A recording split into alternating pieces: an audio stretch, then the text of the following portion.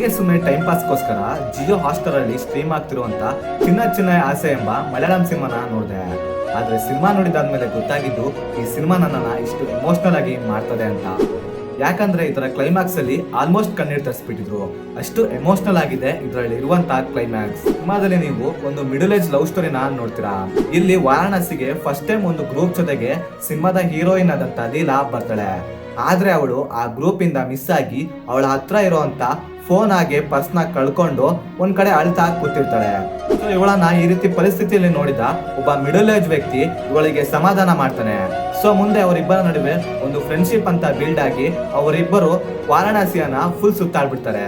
ಹೀಗೆ ಅವರಿಬ್ಬರು ವಾರಾಣಸಿಯನ್ನ ಸುತ್ತೋ ಪ್ರೊಸೆಸ್ಸಲ್ಲಿ ಅವರಿಗೆ ಗೊತ್ತಿರೋದ ಹಾಗೆ ಒಬ್ರನ್ನ ಒಬ್ರು ಪ್ರೀತಿಸೋಕೆ ಸ್ಟಾರ್ಟ್ ಮಾಡ್ತಾರೆ.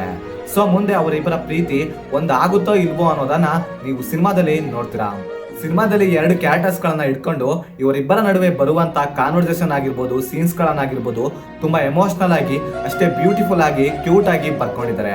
ತುಂಬಾನೇ ಇಷ್ಟ ಆಗ್ತದೆ ಇವರಿಬ್ಬರ ನಡುವೆ ಬರುವಂತ ಕಾನ್ವರ್ಸೇಷನ್ಸ್ ಗಳು. ಸೊ ಇದುವರೆಗೂ ಸಿನಿಮಾ ತುಂಬಾ ಬ್ಯೂಟಿಫುಲ್ ಆಗಿ ಹೋಗ್ತಾ ಇರುತ್ತೆ, ಆದ್ರೆ ಕ್ಲೈಮ್ಯಾಕ್ಸ್ ಹೊತ್ತಿಗೆ ನಿಮ್ಮನ್ನ ಎಮೋಷನಲ್ ಆಗಿ ಮಾಡ್ಬಿಡುತ್ತೆ. ಅಂದ್ರೆ ಒಂದು ಹಾರ್ಟ್ ಟಚಿಂಗ್ ಎಮೋಷನಲ್ ಆಗಿ ಎಂಡ್ ಮಾಡಿದ್ದಾರೆ ಈ ಸಿನಿಮಾನ. ಸೊ ಯಾವುದೇ ಕಾರಣಕ್ಕೂ ಈ ಸಿನಿಮಾನ ಮಿಸ್ ಮಾಡಕ್ ಹೋಗ್ಬೇಡಿ. ಜಿಯೋ ಹಾಸ್ಟೆಲ್ ಅಲ್ಲಿ ಕನ್ನಡದಲ್ಲೇ ಸಿಗುತ್ತೆ.